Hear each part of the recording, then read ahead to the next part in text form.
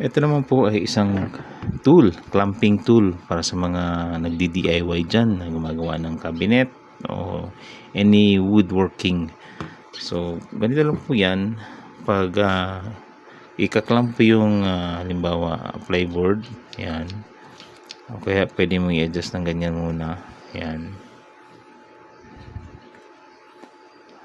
Ayan o. Sobrang higpit na yan. Hindi na matanggal. So, dalawa to. Ayan.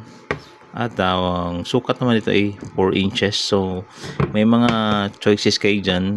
May 4, may 6, 8, 10, 12. So, ito 4. Ang release naman pa ganun. So, tingnan mo. Kamay ko.